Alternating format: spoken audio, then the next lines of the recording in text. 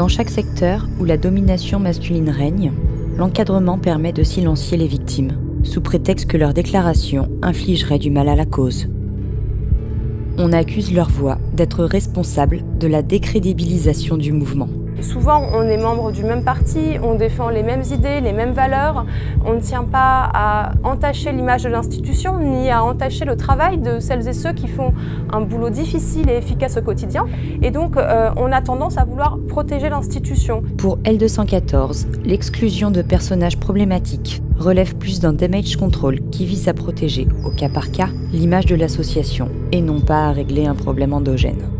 Les coordinateurs du réseau bénévole de L214 ordonnent de nouveau l'exclusion de ce militant.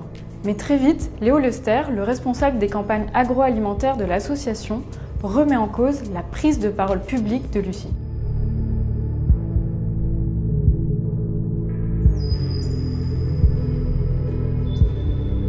Enfin, si ces méthodes de culpabilisation ne fonctionnent pas de la part d'un référent ou d'un chargé de campagne, c'est la direction elle-même qui s'en mêle.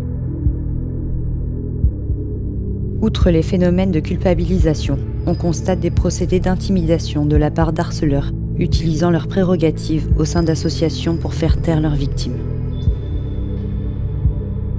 C'est le cas de Michael Dumas, community manager et co-référent au sein de Cétacé, qui, sur les réseaux sociaux, n'hésitait pas à employer le compte officiel de l'association pour menacer celles refusant le silence. Une autre méthode utilisée pour museler les victimes d'abus sexuels repose sur l'instrumentalisation de l'appareil juridique. Menaces, dépôt de plainte, les agresseurs ne se privent pas de ces moyens. Quand on connaît l'accueil réservé aux femmes victimes de harcèlement ou de violences sexuelles dans les commissariats, on peut douter de la protection juridique, celle-ci devenant plus un moyen de pression, voire un traumatisme supplémentaire qu'une véritable prise en compte. La première chose qui pose problème quand une victime va porter plainte, par exemple au pénal, c'est l'accueil. Déjà, l'accueil dont elle va être victime quand elle va venir porter plainte. Moi, j'ai des clientes qui me font des retours de plainte qui sont inadmissibles. À la deuxième question, on va leur demander comment elles étaient habillées. Les femmes, elles ont peur et elles savent aussi très bien à quel point c'est compliqué. Au niveau de la justice, qu'il y a très peu de cas de harcèlement, etc., qui sont vraiment punis. Quand vous avez 10 questions comme ça qui viennent présupposer que vous êtes peut-être coupable de ce qui vous arrive, eh bien là, il est là le premier frein.